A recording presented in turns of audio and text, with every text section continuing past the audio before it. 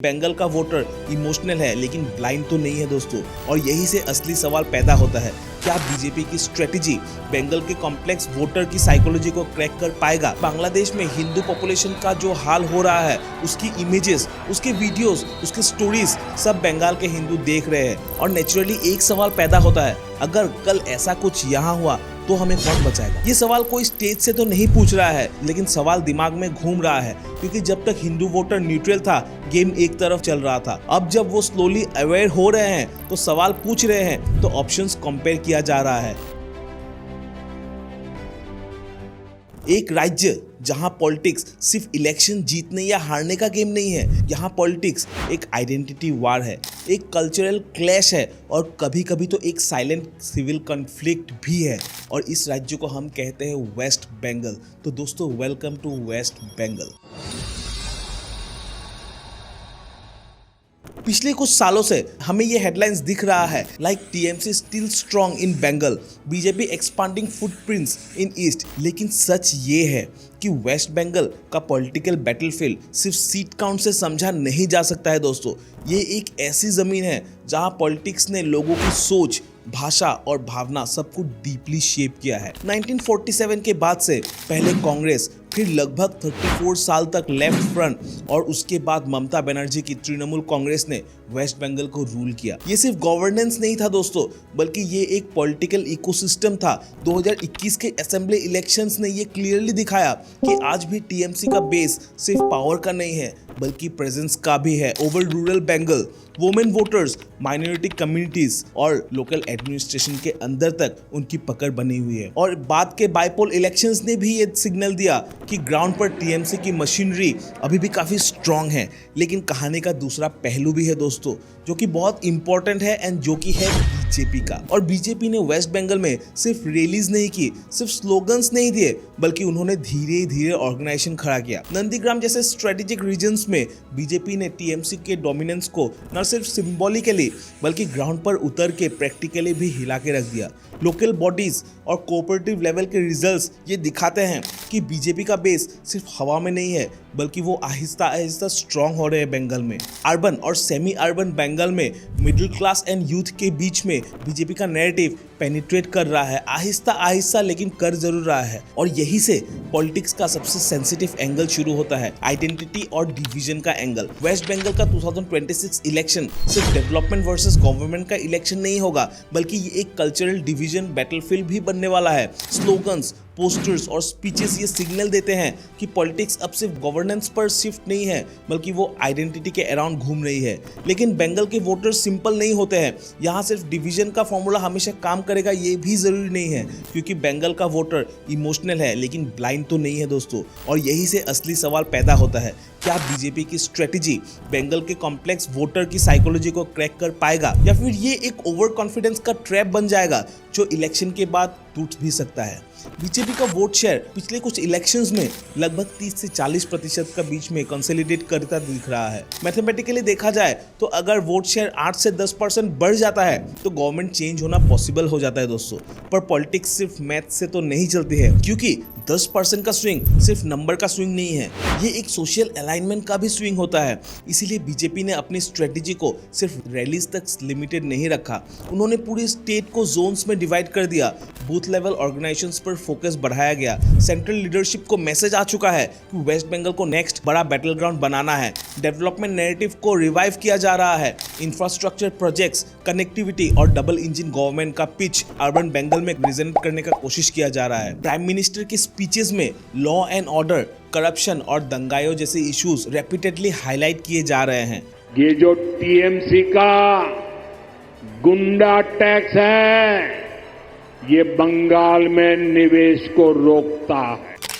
और ये सिर्फ पॉलिटिकल अटैक नहीं है दोस्तों, बल्कि ये एक स्पेसिफिक वोटर इमोशन को टारगेट करने का स्ट्रेटेजी है। जैसे मिडिल क्लास इनसिक्योरिटी, गवर्नेंस फैटिक का इशू हाईलाइट किया जा रहा है। लेकिन टीएमसी भी एकदम इनएक्टिव नहीं है, बल्कि ममता बनर्जी का पॉलिटिकल प्रभाव वेस्ट बंगाल में तो अभी भी काफी स्ट्रांग है। उनका core vote base, specially minorities और रूरल बेल्ट, अभी भी लार्ज नंबर में यूनिटी होता हुआ दिखाई दे रहा है। रिसेंट बाईपोल रिजल्ट ने यह दिखाया कि टीएमसी की ग्राउंड मशीनरी अभी भी बीजेपी से ज्यादा ऑर्गेनाइज्ड एंड स्ट्रांग है। एक और और इम्पोर्टेंट फैक्टर है वोट डिवीजन का फैक्टर। अगर रीजनल लीडर्स और स्मॉल पार्टीज टीएमसी के वोट बैंक को तोड़ देते हैं तो बीजेपी को इनडायरेक्टली बहुत ज्यादा फायदा मिलने वाला है। लेकिन अगर ऐसा नहीं हुआ, वो सब एक साथ मिल गए, तो बीजेपी के लिए रोड काफी स्ट्रांग होने वाला है दोस्तों। और फिर आता है सबसे सेंसिटिव लेयर, रिलीजन और आइडेंटिटी का लेयर। तो वोट शिफ्टिंग का रिस्क दोनों तरफ है। ज्यादा एग्रेसिवली पुश बंगाल के सेकुलर कल्चरल वोट को डिवाइड भी कर सकता है। ये एक high risk high revert strategy है। इस पूरा सिचुएशन का सच ये है दोस्तों कि ना बीजेपी वीक है ना टीएमसी अनबीटेबल है। अब गेम एक ऐसे पॉइंट पे आके खड़ा हो चुका है कि एक छोटा सा शिफ्ट भी सरकार को बदल सकता है वेस्ट बंगाल में। लेकिन दोस्तों कहानी यहाँ खत्म नहीं होता है, क्योंकि यही से ये कहानी एक और डायरेक्शन में मुड़ जाता है। सिर्फ वेस्ट बंगाल के अंदर जो हो रहा है वो इम्पोर्टेंट नहीं है, उसके बाहर जो हो रहा है उसका शेडो भी बंगाल पर पड़ रहा है। एंड वो है बांग्लादेशी प्रोटेस्ट। आज जो कुछ बांग्लादेश में हो रहा है वो सिर्फ एक नेबरिंग कंट्री तक सीमित नहीं है, बल्कि वो बंगाल के घर घर तक पहुंच चुका है। वो व्हाट्सएप ग्रुप्स में है, वो मंदिरों के बाहर खड़े भक्तों के बातों में है, और वो साइलेंटली एक फियर क्रिएट कर रहा है। क्योंकि बांग्लादेश में हिंदू पॉपुलेशन का जो हाल हो रहा है, उसकी इमेजेस, उसके वीडियोस, उसके स्टोरीज सब बंगाल के हिंदू देख रहे हैं। और नेचुरली एक सवाल पैदा होता है, अगर कल ऐसा कुछ यहाँ हुआ तो हमें कौन बचाएगा? ये सवाल कोई स्टेज से तो नहीं पूछ रहा है, लेकिन सवाल दिमाग में घूम रहा है। और जब ऐसा सवाल वोटर के दिमाग में घुस जाता है तो वोट सिर्फ डेवलपमेंट पे नहीं बल्कि सर्वाइवल पे होता है। और यही बीजेपी का एक साइलेंट एडवांटेज शुरू होता है। बीजेपी को हर जगह रैली करके ये बताना पड़ रहा है कि हिंदू खतरे में है, क्योंकि बांग्लादेश खुद वो काम कर रहा है। हर एक न्यूज़ क्लिप, हर एक वायलेंस का वीडियो वेस्ट बंगाल के हिंदू वोटर्स को याद दिला रहा है कि डेमोग्राफी सिर्फ नंबर का गेम नहीं होता, बल्कि पावर का गेम भी होता है। और बंगाल के हिंदू वोटर आज पहली बार सिर्फ पास्ट नहीं देख रहे हैं, बल्कि वो फ्यूचर को इमेजिन भी कर रहे हैं। इसीलिए हम देख रहे हैं कि जो वोटर पहले न्यूट्रल हुआ करता था, जो बोलता था कि सब पार्टीज एक जैसे हैं, वो आज बोल रहे हैं कि हम सब भाई भाई हैं। आज वो क्वाइटली साइड चूज कर रहे हैं। मे बी वो पब्लिक में नहीं कर रहे हैं, लेकिन कैमरा का सामने भी नहीं कर रहे हैं, पर ईवीएम के बटन के सामने जब वो पहुंचेंगे तब उनका इस बार का वोट कोई डेवलपमेंट या फिर रिलेशन पे नहीं बल्कि प्रोटेक्शन के नाम पे होगा। और ये जो शिफ्ट है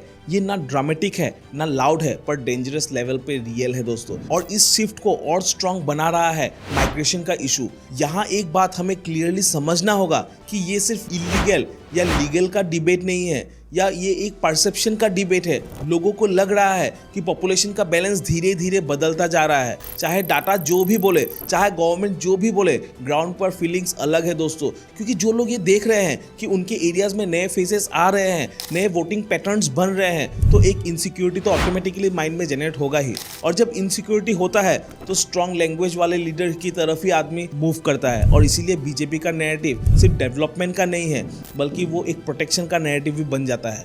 और जब नैरेटिव प्रोटेक्शन का हो जाता है तो हिंदू ऑटोमेटिकली उस पर अट्रैक्ट हो जाते हैं और तब ऐड भी हो जाते हैं। इस बार बंगाल में एक और चीज़ भी हो रहा है जो पहले इतना स्ट्रांग नहीं था, और वो है मुस्लिम वोट का डिवीजन। ये बहुत इंपॉर्टेंट है दोस्तों, क्योंकि पहले मुस्लिम वोट लार्जली एक डायरेक्शन में ही जाता था, पर अब वैसा नहीं रहा दोस्तों। AIMIM जैसे प्लेयर्स, हुमायूं कबीर जैसे प्लेयर्स इस गेम में अब एंट्री ले रहे हैं। लोकल मुस्लिम यूथ के इशू, रिप्रेजेंटेशन का सवाल, लीडरशिप का फ्रस्ट्रेशन, ये सब AIMIM जैसे पार्टीज को ऑक्सीजन दे रहा है। AIMIM बंगाल जीतना नहीं आए हैं, बल्कि वो वोट तोड़ने आए हैं। और पॉलिटिक्स में वोट जीतने से ज़्यादा वोट तोड़ना इंपॉर्टेंट होता है। जब मुस्लिम वोट एक जगह से टूटकर 2-3 जगह बिखर जाएंगे तो सीधा फायदा इसका होगा बीजेपी को, यानी कि उस पार्टी को जिसका कोर वोट ऑलरेडी फिक्स है, यानी कि हिंदू। और यहाँ बीजेपी का हिंदू वोट पहले से ज्यादा फिक्स होता हुआ दिख रहा है बांग्लादेशी कॉन्फ्लिक्ट की वजह से। इसीलिए ये इलेक्शन सिंपल मैथ्स का नहीं है, बल्कि ये एंगल का गेम है। एक तरफ हिंदू वोट धीरे धीरे एक डायरेक्शन में जमा हो रहे हैं, दूसरी तरफ मुस्लिम वोट पहले जैसा सॉलिड नहीं रहा। बीच में टीएमसी फंस चुका है दोस्तों। टीएमसी का प्रॉब्लम ये है कि उसका ट्रेडिशनल फॉर्मूला काम नहीं कर रहा है जितना पहले करता था। वेलफेयर स्कीम्स चलाई जा रहे हैं, पर फियर और आइडेंटिटी के सामने फ्री राशन भी वीक पड़ता हुआ दिख रहा है। और बीजेपी को ये बात समझ आ चुका है, इसीलिए बीजेपी बंगाल में सिर्फ स्पीचेस नहीं कर रही है, बल्कि अपनी प्रेजेंस भी बना रही है। बूथ लेवल पे, on ground party workers level पे काम हार्डशिप में किया जा रहा है, लोकल इश्यूज को सॉल्व करने का प्रयास किया जा रहा है। और ये वो चीज़ है जो पहले बीजेपी के पास बंगाल में कम थी और इस बार थोड़ी ज़्यादा दिखाई दे रही है। बीजेपी का टेक ओवर पक्का है, क्योंकि दोस्तों बंगाल इजी स्टेट नहीं है और ये भी बोलना गलत होगा कि बीजेपी को कोई चांस नहीं मिलने वाला है। इस बार का जो फाइट है वो वेव वाला फाइट नहीं है दोस्तों, बल्कि वो मार्जिन वाला फाइट है। और जब इलेक्शन मार्जिन पर आता है तो छोटी से छोटी चीज़ें भी डिसाइड करती है कि रिजल्ट्स किस मोड़ पे आके रुकेगा। और बंगाल के काफ़ी सीट्स ऐसे भी होते हैं जहां रिजल्ट लास्ट राउंड में पलट भी जाता है। इसीलिए बीजेपी का होप हेडलाइन से नहीं आ रहा है, बल्कि ग्राउंड से भी आ रहा है और टीएमसी का स्ट्रेस भी वहीं से आ रहा है। ये इलेक्शन बंगाल के लिए सिर्फ सरकार का नहीं है, बल्कि ये इलेक्शन अपने अस्तित्व का इलेक्शन है और ये डिसाइड करेगा कि बंगाल अपने फ्यूचर को फियर के साथ देखेगा या कॉन्फिडेंस के साथ। और सबसे इम्पोर्टेंट बात, ये इलेक्शन ये तय करेगा कि बंगाल का हिंदू वोटर्स इस बार सिर्फ देखते रहेंगे या फैसला भी करेंगे, क्योंकि जब तक हिंदू वोटर न्यूट्रल था, गेम एक तरफ चल रहा था। अब जब वो स्लोली अवेयर हो रहे हैं तो सवाल पूछ रहे हैं, तो ऑप्शंस कंपेयर किया जा रहा है एंड गेम ओपन हो चुका है दोस्तों। और ओपन गेम में कोई भी जीत सकता है, आप इसे एज्यूम नहीं कर सकते हैं। इसलिए जब भी कोई पूछता है क्या बीजेपी बंगाल में जीत सकता है, तो उसका जवाब होता है हाँ भी और ना भी। एंड हाँ इसलिए क्योंकि बंगाल में हवा सिर्फ घूम नहीं रहा है दोस्तों, बल्कि डायरेक्शन भी चेंज कर रहा है। शायद धीरे धीरे कर रहा है, शायद साइलेंटली कर रहा है, पर क्लियरली दिख तो रहा है।